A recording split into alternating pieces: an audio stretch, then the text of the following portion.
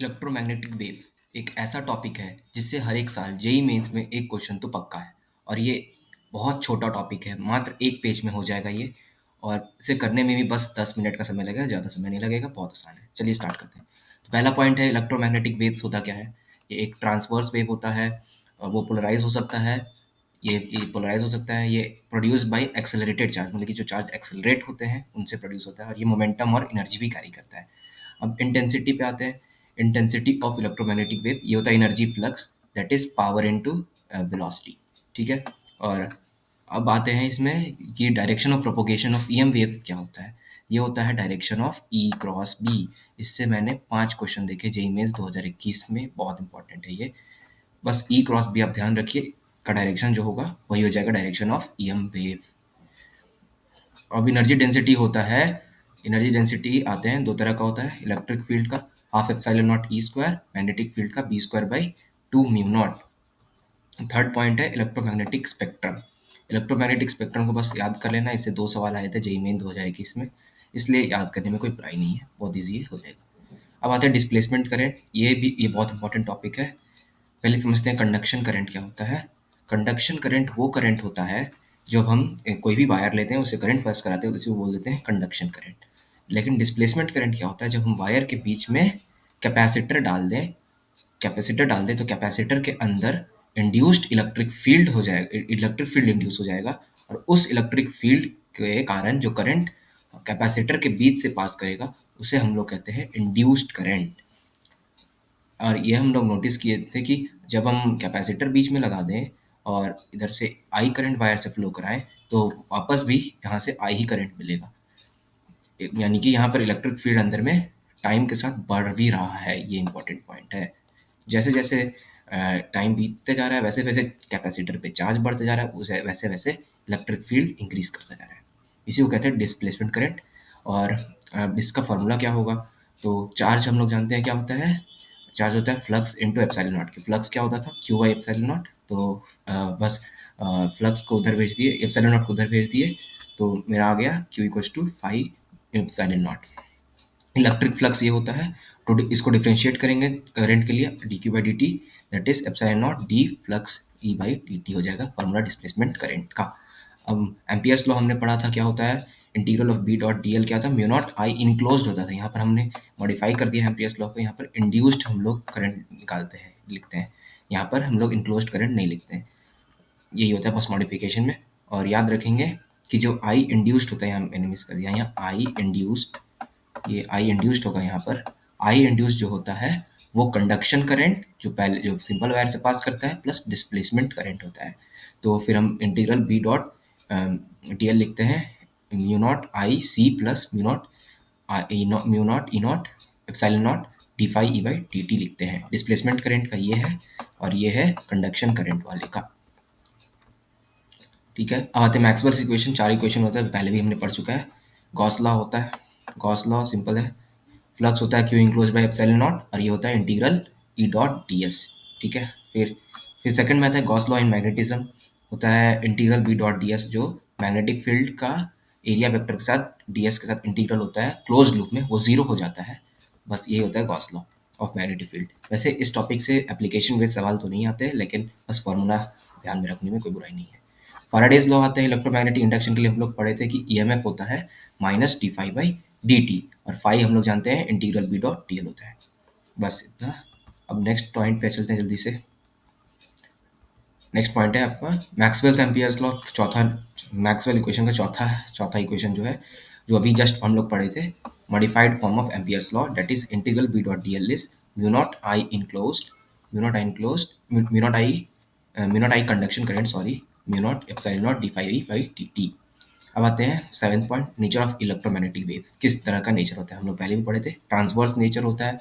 और ये हम लोग भी जानते हैं कि इलेक्ट्रिक फील्ड और मैग्नेटिक फील्ड जो होता है वो आपस में परपेंडिकुलर होता है। तो अगर एक जे कैप में होगा तो एक के कैप में भी हो सकता है, या फिर आई कैप में भी हो सकता है मैग्नेटिक फील्ड। और डायरेक्शन ऑफ ईएमएम क्या होता है, ई क्रॉस बी। तो ई क्या है, ये जे कैप, और बी क्या है, के कैप। तो जे क्रॉस के क्या होता है, आई कैप, यानी direction of EMM will be I cap, ऐसे निकाल सकते हैं हम लोग। और ई आर एम एस होता है E naught by root two, B R M S होता है U naught by root two. अब रिलेशन इन एम्पलीट्यूड, ये भी बहुत इंपॉर्टेंट, इससे 4 सवाल मैंने देखे जेईई मेंस 2021 में। तो एम्पलीट्यूड, इलेक्ट्रिक फील्ड एम्पलीट्यूड जो होता है ई नॉट होता है, वो magnetic field amplitude into speed of light, यानी 3 × 10⁸ मीटर पर सेकंड। बस फॉर्मूला याद रखें। स्पीड ऑफ ईएम वेव्स क्या होते हैं, तो बस फॉर्मूला है, स्पीड होता है 3 × 10⁸ मीटर पर सेकंड इक्वल्स टू 1/μ0 ε0, ये होता है स्पीड। और कोई मीडियम है तो मीडियम में उसका स्पीड हो जाता है इलेक्ट्रोमैग्नेटिक वेव्स का 1/μ0 μr ε0 बस दिमाग में रखना है इतना। और इसको ऐसे भी लिख सकते हैं c/μr er। अब इंटेंसिटी पे आते हैं। इंटेंसिटी को हम लोग लिख सकते हैं ½ε0 e² c, that is this is energy density and this is speed. हम लोग इसको ऐसे भी लिख सकते हैं magnetic field energy density into C. और ये भी पॉइंट आप ध्यान में रख सकते हैं, जब इलेक्ट्रोमैग्नेटिक वेव्स प्रोपोगेट करता है तो इलेक्ट्रिक फील्ड डेंसिटी और मैग्नेटिक फील्ड डेंसिटी बराबर होता है, ठीक है।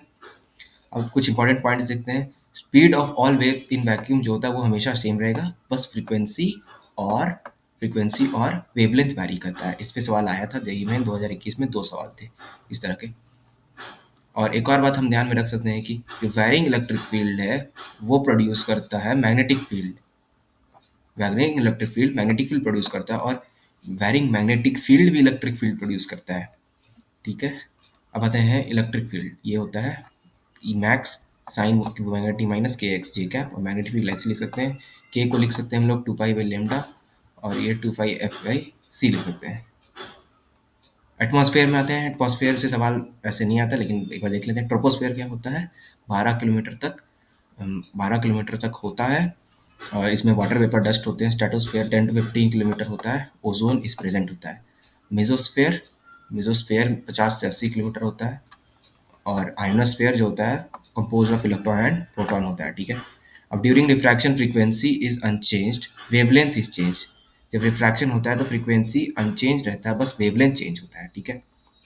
और जब वेव प्रोपोगेट करता है तो हम लोग पहली बात कर चुके हैं, इलेक्ट्रिक फील्ड एनर्जी डेंसिटी और मैग्नेटिक फील्ड एनर्जी डेंसिटी बराबर होता है, दैट इज U = UM होता है। बहुत इंपॉर्टेंट पॉइंट, इससे 2 सवाल आए थे जेईई मेंस में। अब आते हैं जेईई में 2018 का ये सवाल।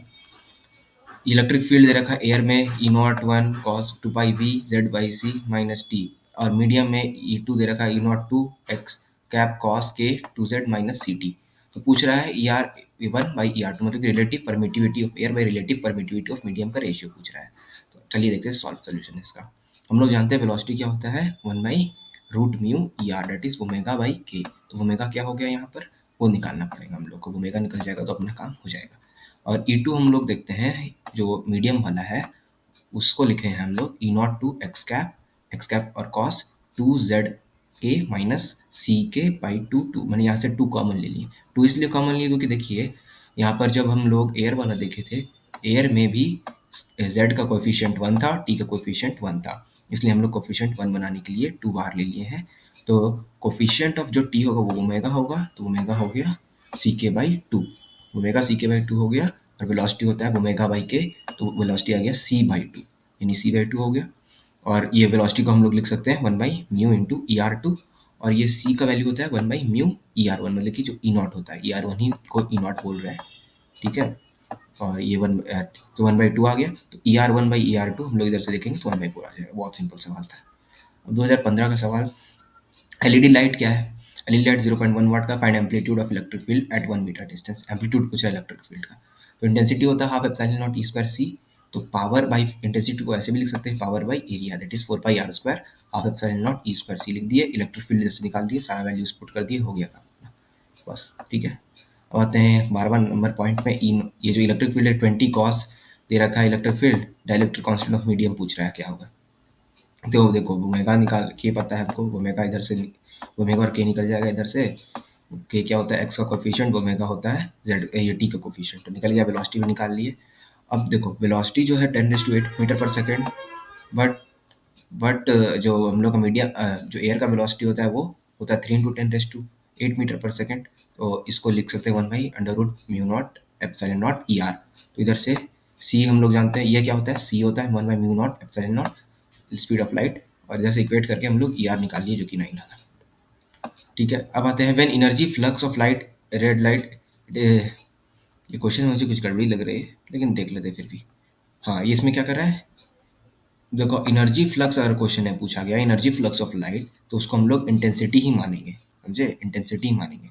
और फॉर्मूला क्या होगा, फोर्स होता है power by C, this is C, this speed of light, मतलब कि फोर्स को लिख सकते हैं पावर बाई सी। फोर्स को ऐसे भी लिखा जा सकता है, पावर को लिखा जा सकता है I into area by I into A by C, तो आई इधर से निकाले जा सकते हैं। मतलब कि मेन पॉइंट यही है कि एनर्जी फ्लक्स पूछा यानी कि वो इंटेंसिटी पूछ रहा है, ठीक है। आते हैं नेक्स्ट पॉइंट की ओर। For EM waves, for EM waves photon, अगर ईएम वेव्स के बारे में बात करें तो फोटोन है तो H C by lambda M C square को लिख सकते हैं, ये भी एनर्जी, ये भी एनर्जी, ठीक है। और ये देखो जेई मेंस प्रीवियस ईयर का सवाल ही है ये सोर्स ऑफ माइक्रोवेव मैग्नेट्रॉन देख लीजिएगा आप लोग, बस हो जाएगा, सिंपल है। अब आते रिफ्रैक्टिव इंडेक्स पे। रिफ्रैक्टिव इंडेक्स का बस फॉर्मूला याद रख लीजिए, इससे ये दो सवाल देखे थे मैंने 2021 जेई मेंस में। दैट इज म्यू होता है under root mu R E R, और non magnetic material, magnetic material तो mu R zero, mu R sorry यहाँ पर वन होगा मैग्नेटिक मटेरियल के लिए, और नॉन मैग्नेटिक मटेरियल के लिए म्यू आर वहाँ पर वन हो जाएगा। और इसका फॉर्मूला हो जाएगा mu equal to under root E R. If lambda in vacuum, अगर वैक्यूम के बारे में बात करें तो के हो जाएगा, और लैम्डा मीडियम में पूछा जा रहा है तो डिवाइड कर देंगे रिफ्रैक्टिव इंडेक्स से, काम हो जाएगा, ठीक है। 1 मेगाहर्ट्ज़ होता है 10 to power 6 hertz, 1 gigahertz 10 to power 9 hertz. और इंटेंसिटी को हम लोग ऐसे भी लिख सकते हैं, जानते हैं हम लोग पहले से। बस इतना ही है। देख लीजिएगा ये दो क्वेश्चन बहुत आसान है, समझ लीजिएगा। समझने में दिक्कत आएगा तो कमेंट कर दीजिएगा, मैं इसे एक्सप्लेन कर दूंगा दूसरे वीडियो में। बस इतना ही था, थैंक यू।